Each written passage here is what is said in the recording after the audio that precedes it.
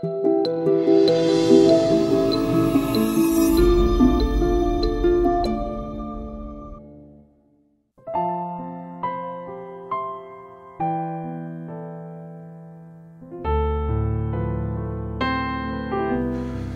9월부터 여러분과 함께 이제 시리즈 설교를 하려고 합니다. 행복의 시작 예수 그리스도의 메시지를 5번째로 마치고, 오늘부터는 여러분 교회에 오시면 본당에서 1층으로 내려가시면 1층 로비에 이런 글이 있죠.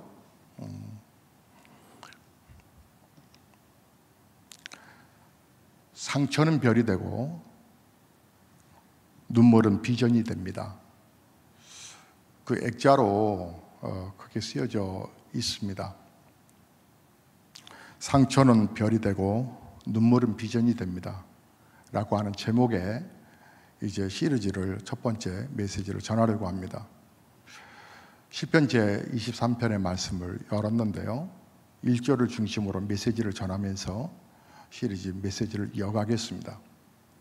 사랑하는 성도 여러분, 우리에게는 이처럼 크고 작은 상처들이 참 많습니다. 그 상처로 인해서 정말 피눈물이 나기도 하고요, 그 상처로 인해서 우리는 참 삶이 버겁기도 합니다. 그런데 가만히 생각해 보면 그 상처 속에서 울고 있을 것만이 아니라 또 그 고통 앞에서 우리가 주저앉아 있는 것만이 아니라 그 상처가 주는 의미와 그 눈물이 주는 의미를 잘 파악한다면 이것이 나의 간증이 될 수 있다는 것입니다. 1절을 다시 한번 보겠습니다. 다 함께 1절 말씀 읽어보실까요? 여호와는 나의 목자시니 내게 부족함이 없으리로다. 여러분은 1절의 말씀을 어떻게 생각하십니까? 정말 여호와 우리 주님이 나의 목자시라고 여러분 신뢰하십니까? 여기에 우리의 키포인트가 있다라고 생각합니다. 희망을 누릴 수 있는 자, 희망을 또 이 고통과 눈물의 이 자리지만 그것을 오히려 아름다운 간증으로 바뀔 수 있는 자의 결론을 먼저 말씀드리면, 우리의 삶에 정말 주인이 누구냐는 것입니다. 정말 인생이 우리의 마음대로 되지 않는 거 인정해야 되겠죠. 그것은 우리가 늘 고백하듯이 인생의 주인이 우리가 아니기 때문에 그런 거죠. 인생의 주인은 하나님이신데, 그렇다면 우리의 눈물, 우리의 상처도 그분이 아시겠네요? 그렇습니다. 그래서 중요한 것은 우리의 고백으로, 정직하게 우리의 고백으로 여호와는 나의 목자이십니다 라고 고백할 수 있는가부터 우리는 체크를 해보아야 할 것입니다. 여러분은 누가 벌어서 먹고 사신다라고 생각하셨습니까? 누가 아이를 공부를 시켰다라고 생각하셨으며 누가 살 집을 마련했다라고 여러분 생각하셨습니까? 여러분에게 진정 여러분이 고백하는 고백이 하나님이십니다 라고 선뜻 대답이 나오십니까? 아니면 우리 남편이 열심히 일을 해서, 아니면 내가 재테크를 잘해서, 우리 자녀들이 돈을 잘 벌어와서 이런 부분으로 여러분 살아오셨다라고 생각하셨나요? 시편 23편에는 사람들이 좀처럼 쓰지 않고 쓰지 못하는 표현들이 있습니다. 내게 부족함이 없으리로다.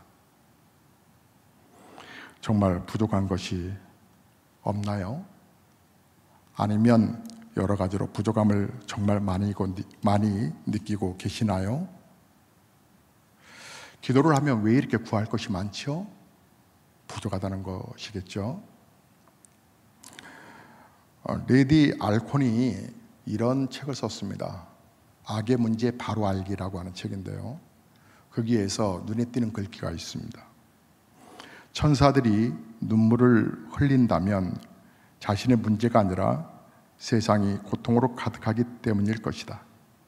그런데 인간은 남이 아닌 자신의 딸이 백혈병으로 죽거나 자신이 아는 세상의 전부인 고향 마을이 불타고 못 알아볼 만큼 상한 남편과 아들의 시신이 자기 발치에 누워있을 때 그저서야 피눈물을 흘린다. 우리는 시편의 제23편의 말씀을 많이 들었고 많이 읽었고 많이 보았습니다. 하지만 아직 나의 성경이 되지 못한 것입니다. 왜 그럴까요? 다윗처럼 하나님만 나의 목자라고 믿고 의지하지 않았기 때문은 아닐런지요. 진정 여러분의 고백 속에 내게 부족함이 없습니다 라고 고백하고 계시나요? 선뜻 여러분이 고백하기 버거우시면 메시지를 좀 더 집중해 보시기 바랍니다. 이 시가 쓰여질 당시 이 팔레스틴은, 이 지방 대부분은 여러분이 아시는 대로 푸른 풀밭이 아니라 광야입니다. 광야는 말 그대로 메마르고 거칠죠. 또 건조하고 황량하고 또 바람이 부는 이 바람에 또 흙먼지는 눈을 제대로 뜰 수 없게 만듭니다.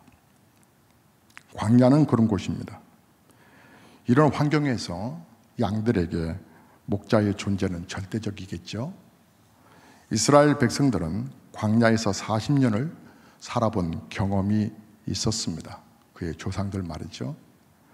환경이 어려워도 적당히 어려워야 노력도 하고 힘도 모으고 참기도 하지만 살아갈 방법이 전혀 없고 또 위협은 너무나도 엄청나고 인간적인 어떤 노력도 소용이 없다라고 하는 것을 알게 되면 그저는 두 가지 중에 하나를 선택하겠죠. 포기를 하든지 하나님만 바라보든지. 돼지가 이글이글 타고 샘이라고 하는 샘은 모두 말라버려 먹을 물도 먹을 음식도 없는 광야에서 인간이 할 수 있는 일은 아무것도 없는 그 처지에 이르렀을 때에 정말 하나님의 보호와 공급하심으로 인도하심으로 매일매일 의지하며 살아가는 그들에게 40년 동안 하나님은 만나를 내리셨고 때로는 메추라기를 내리셨고 신명기에서 고백하기를 40년 동안 의복이 떨어지지 아니하였다 라고 하실 정도로 여호와 하나님은 나의 목자이십니다라고 그들은 경험했을 것입니다. 하나님만 간절히 의지하고 또 다른 것을 어떤 것도 의지하지 않는 태도, 그들은 조상들로 통해서 그런 얘기를 들었을 것입니다. 그러나 많은 그리스도인들에게 하나님은 이처럼 절대적이고 유일한 대상은 아닌 듯합니다. 양에게는 목자 한 분밖에 없습니다. 팔레스틴에서 유학을 하던 목사님이 양치기들의 삶과 양떼들의 생태를 알기 위해서 한동안 그들과 함께 살았다고 합니다. 그러던 어느 날 이 기상변화로 심한 폭풍우가 몰려와서 양들을 동굴로 피신시켜야 했는데, 그런데 그 부분에 있던 여러 목자들, 양치기들은 이 동굴이 하나밖에 없으므로 그리 다 모였다고 합니다. 그 목사님은 비가 그치고 나서 여기에 수백 마리가 모여있는 이 양들이 다 섞여져 버렸을 텐데 어떻게 제 주인을 찾아가고 목자들은 어떻게 자기의 양을 구분해 갈까 궁금했답니다. 그런데 신기하게도 어느 목자가 나서서 노래를 부르고 또 가자 소리를 지르면 그 무더기 가운데서 한 무더기가 일어나 그 목자를 따라가더라는 것입니다. 신기하게도 서로 많은 그 수많은 양떼들이 서로 섞이지 아니하고 자기 목자를 정확하게 알고 따라가더라고 하는 것입니다. 목자가 부르는 노래를 양들은 알았다는 것입니다. 그래서 그 양떼들은 섞이지 않은 그 희한한 광경을 보고 감동했다라고 하는 것이죠. 우리의 문제는 목자가 너무 많습니다.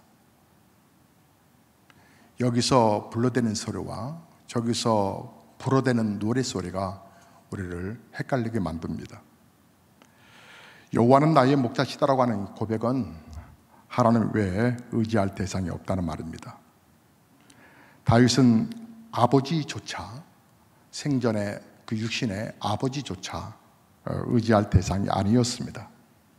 사무엘이 이스라엘의 왕을 찾으려고 이새의 집에 왔을 때 아버지 이새는, 다윗의 아버지 말이죠, 이새는 다윗을 보여주지도 않았고 아들이 어딨냐라고 찾지도 않았습니다. 다윗은 애초에 아버지의 눈밖에 난 아들이었던 것이었죠.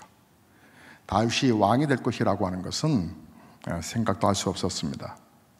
아버지로부터 인정받지 못한 사람은 희망을 정말 갖고 세상을 살아간다는 게, 부모에게로부터 인정받지 못한 자식이 무슨 삶에 희망이 있겠습니까? 그러나 한 걸음 더 나아가서 하나님을 정말 여러분 의지했던 이 다윗은 결국 육신의 아버지는 버렸지만 하늘의 아버지가 그를 선택하여 왕으로 세워가셨습니다. 여러분, 하나님만 믿고 의지한다라고 하는 것은 내가 세상 것 모든 거 다 끝내버린다, 그런 뜻이 전혀 아닙니다. 내 삶의 우선순위가 하나님이십니다라고 고백하는 것입니다. 여러분이 시편 제23편의 말씀, 특별히 1절의 말씀, 여호와는 나의 목자십니다라고 하는 것을 여러분 진정으로 고백하는 고백의 믿음이 이제 우리가 다시 회복돼야 되지 않겠습니까? 여호와는 나의 목자십니다라고 하는 고백은 정말 은혜가 되는 말씀이기도 하지만 대단히 여러분 사실은 위험한 말씀이고 모험적인 말씀이기도 합니다. 왜냐하면 현실은 그렇지 않으니까요. 여호와는 나의 목자시라고 하는데 나는 매달 급급합니다. 여호와는 나의 목자시라고 하는데 나의 몸은 여전히 버겁습니다. 힘듭니다. 여호와는 나의 목자시라고 하는데 내 삶의 주변들은 너무 얽혀져 있습니다. 부족함이 없다면 평안해야 되는데 전혀 그렇지 않거든요. 하지만 여러분, 실제로 여호와는 나의 목자입니다라고 그렇게 살아본 사람만이 목자 되신 하나님을 체험할 수 있습니다. 정말 하나님이 나의 목자십니다라고 인정하고 고백하고 믿음으로 나아갔더니 정말 예배를 예배답게 드리고 하나님은 나의 목자십니다. 헌금 드리는 행복, 여러분 헌금 강조하는 것이 아니고 하나님의 말씀 앞에 여호와는 나의 목자십니다 드려지고 하나님을 중심으로 살아가는 사람에게, 그래서 그 결단하는 것이 모험 같고 현실적인 법은 앞에 전혀 풀어지지 않을 것 같지만 신비하게도 풀어지는 역사. 그래서 여러분에게 올해 2020년도에 들어와서 두 배로 갑절로 복을 받는 이런 법은 앞에 선포를 하고, 우리가 본질적인 거 5가지의 기둥을 잘 세워보자라고 말씀드리면서 이 코로나19가 터졌습니다. 그럼에도 목사는 외칩니다. 분명하게 두 배로 복을 받아 간증하는 사람들이 있을 거라고. 그래서 어느덧 상반절이 지나가기에 목사가 우리 아이들을 통해서 보여드리겠습니다 라고 말씀드렸던 것을 여러분 기억하시죠? 다음 주에 그래서 보여드린다고요.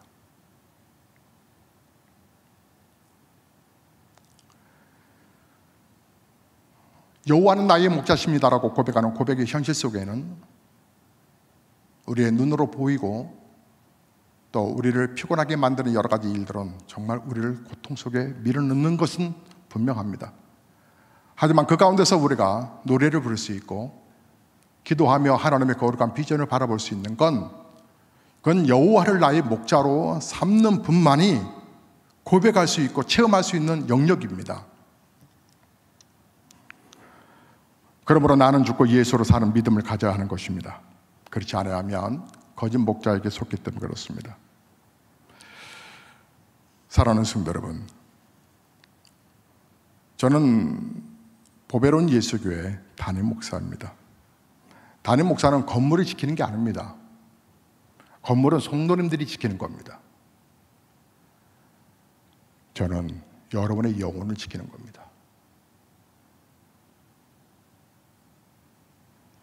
저는 여러분의 삶을 지키는 겁니다. 목사는 건물 관리인이 아닙니다.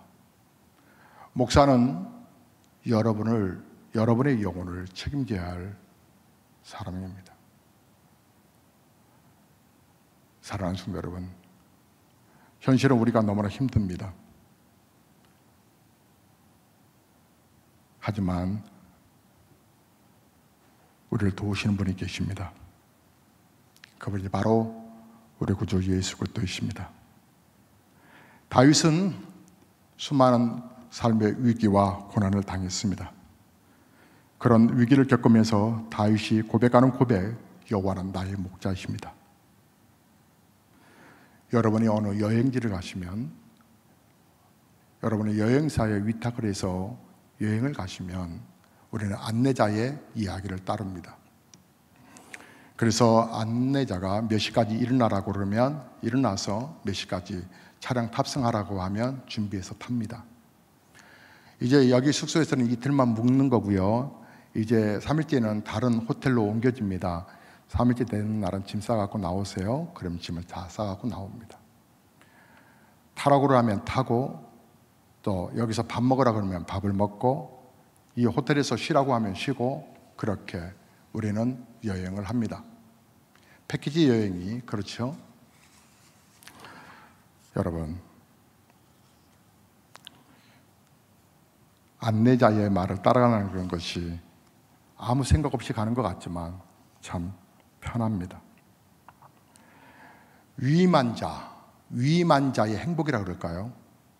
그냥 아무런 생각이 없습니다. 그냥 편안합니다. 먹으라면 먹고, 자라고 그러면 자고. 그래서 위임한 자의 행복을 여러분은 경험하신 적이 있을 것입니다. 모든 것을 위임하니까 뭐 먹어야 되지? 식당은 어딜 가야 되지? 잠자리는, 교통편은 뭘 타고 가야 되지? 염려할 것이 없었습니다. 위임한 자의 행복, 이것은 우리 일생의 가장 큰 복이 아닐런지요? 위임받았다라고 하는 것은 위임을 책임지는 분이 계신다는 것입니다.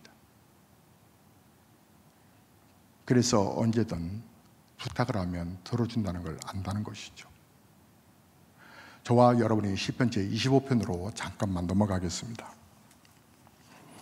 시편 제25편에 자, 성경을 펼쳐보십시오. 1절을 보시면 이렇게 표현됩니다. 여호와여, 나의 영혼이 주를 우러러 보나이다. 자, 15절로 내려갈게요. 25편 15절. 내 눈이 항상 여호와를 바라보면 내 발을 그물에서 벗어나게 하실 것이미로다. 20절로 내려오면, 자, 25편입니다. 내 영혼을 지켜 나를 구원하소서. 내가 주께 피하오니 수치를 당하지 않게 하소서. 즉 나의 피난처는 오직 주님뿐입니다. 21절. 내가 주를 바라보니 성실과 정직으로 나를 보호하소서. 주님, 나는 주님만 기다린다는 말입니다. 사랑하는 성도 여러분,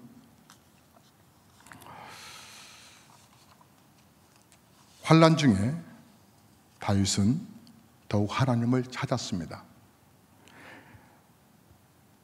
여러분, 예수님께서 십자가에서 완전한 절망에 빠진 적이 있으셨죠. 그래서 마태복음 27장 46절에 보면 그때 예수님께서 하나님께 아버지여, 어찌하여 나를 버리시나이까 하고 큰 소리로 탄식하셨습니다. 그런데 그때에도 예수님께서는 나의 하나님, 나의 하나님이라고 하나님을 불렀습니다. 다른 이의 하나님이 아니라, 너의 하나님이 아니라 나의 하나님. 예수님은 완전한 절망 중에서도 하나님에 대한 믿음을 잃지 않았다고 하는 것이죠. 우리의 현실에 눈을 떠서 보면 하나님은 어디에도 안 계십니다. 그러나 믿음으로는 하나님이 분명히 계신 것을 압니다. 이것이 바로 여호와는 나의 목자라고 고백하는 자들이 고백하는 은혜일 것입니다. 어려움이 닥칠 때에 영적 자기 관리를 잘하는 사람들은 흔들리지 않지만, 그런데 힘들 때에 자살 사이트에서 만나서 죽음을 같이 하는 사람들을 가끔 뉴스를 통해서 보게 됩니다. 얼굴 한번 보지 못한 사람들끼리 만나서 죽음을 함께 할 수 있는 것은 그들이 나눈 대화 때문일 것입니다. 살아보니까 별거 없어요. 그렇죠? 그러게요. 어차피 이리 사나 저리 사나 뭐 결국은 우리 죽잖아요. 그렇죠. 잿빛 인생, 결국은 뭐 진시황도 죽고 권력가들도 죽고 정주영 씨도 죽고 다 죽는 걸 보면 인생은 덧없어요. 그렇죠? 그렇죠. 이래서라 뭐 죽는 건데 살아서 뭐 하겠어요? 자, 우리 마지막 죽음의 잔을 듭시다. 연닭에서 피워놓고 그들은 방 안에서 소주 한 병을 나눕니다. 그리고 그들은 서서히 죽어가죠. 인생의 마지막을 함께 할 수 있는 네가 있어서 나 혼자 죽는 것 같지는 않아. 그래서 외롭지 않네. 이것은 마귀의 속삭임이라고 하는 것을 모르기 때문에 그런 자리로 나아갑니다. 우리가 질병, 재정위기, 실직, 실패, 실현 등 어려움을 당할 때에 정말 우리가 조심해야 할 것은 영적으로도 시련을 겪게 된다고 하는 것입니다. 병을 생기면 병마도 역사합니다. 욥의 경우 닥친 시련 그 뒤에는 마귀의 역사가 있었음을 알았습니다. 그러므로 우리가 어려운 이 시기를 지나는 이 즈음, 이 어려울수록 우리가 정신을 차려야 합니다. 시편 제25편을 제가 함께 여러분과 함께 말씀을 나눴는데, 시편 제25편 5편은 그 큰 환난을 당한 다윗의 기도입니다. 그래서 다윗의 기도가 막 뒤죽박죽입니다. 시편 제25편을 보면 뭐 문체가 왔다 갔다 뭐 그럽니다. 자기 속마음을 하나님 앞에 고백할 때 뭐 두서없이 고백해도 되잖아요. 그렇게 쓰여져 있습니다. 25편이. 말에 논리도 없고 했던 말 또 하고 또 하고 또 합니다. 어쩌면 그래서 저에게는 시편 제25편이 더 친근하게 다가오는지도 모르겠습니다. 그러나 다윗의 기도를 정리해 보면 다윗의 귀한 믿음이 드러납니다. 뚜렷하게 내용이 세 가지로 정리되는데, 환난을 당할 성도가 살 길이 무엇인지를 드러냈던 것이죠. 그것은 바로 첫째로 환난 중에 더욱 주님을 바라보는 것이라는 겁니다. 그래서 저와 여러분이 1절과 15절과 20절과 21절을 보았습니다. 사랑하는 성도 여러분, 그 25편을 보신 김에 여러분이 7절을 내려서 다시 한번 보시기 바랍니다. 7절의 말씀을 다 함께 소리내서 한번 읽어보실까요? 여호와여, 내 젊은 시절의 죄와 허물을 기억하지 마시고 주의 인자하심을 따라 주께서 나를 기억하시되 주의 선하심으로 하옵소서. 11절에 보겠습니다. 여호와여, 나의 죄악이 크오니 주의 이름으로 말미암아 사하소서. 성도는 그래서 환난을 당하면 즉시 자기 자신을 살펴봐야 합니다. 그것이 사는 길이기 때문에. 여러분, 만약에 환난을 당하시고 어려움이 있다면, 그리고 그 어려움 속에 여호와는 나의 목자입니다라고 하는 고백이 두려우시면 빨리 자신을 살펴보셔야 합니다. 또한 사랑하는 성도 여러분, 우리가 첫째로 온전히 주님을 바라보는 것, 둘째로 회개하는 것, 자신을 돌아보는 것, 셋째로 온전히 순종하는 것입니다. 4절의 말씀을 보겠습니다. 15편 4절 읽겠습니다. 여호와여, 주의 도를 내게 보이시고 주의 길을 내게 가르치소서. 주님, 주님의 길을 내게 보여주시고 내가 마땅히 가야 할 그 길을 보여주십시오. 이 환난 중에 오히려 순종하는 믿음을 보입니다. 8절에 이렇게 고백하죠. 제가 읽겠습니다. 여호와는 선하시며 정직하시니 그러므로 그의 도로 죄인들을 교훈하시리로다. 주님은 선하시고 올바르셔서 죄인들이 돌이키고 걸어가야 할 올바른 길을 가르쳐 주시지요? 그 말입니다. 성도가 환난에서 벗어나는 길은 주님의 인도에 순종하는 것이라는 것입니다. 그래서 어려울수록 여러분 더 믿음의 자리, 은혜의 자리를 여러분 추구하셔야 됩니다. 사람들이 뭐라고 얘기해도 환난을 당하면 순종이 결코 무거운 짐이 아님을 알게 됩니다. 진정한 구원받은 자의 삶입니다. 순종은 고민하지 않고 염려하지 않고 두려워하지 않는 자의 삶을 말하는 것입니다. 이제 메시지를 맺습니다. 사랑하는 성도 여러분, 여러분이 진정으로 여호와 하나님은 나의 선한 목자, 그래서 부족함이 없습니다라고 고백하는 그 고백의 고백 속에 위대한 삶의 비밀이 열려지는 사실을 아시나요? 그래서 우리는 고백할 수 있는 것입니다.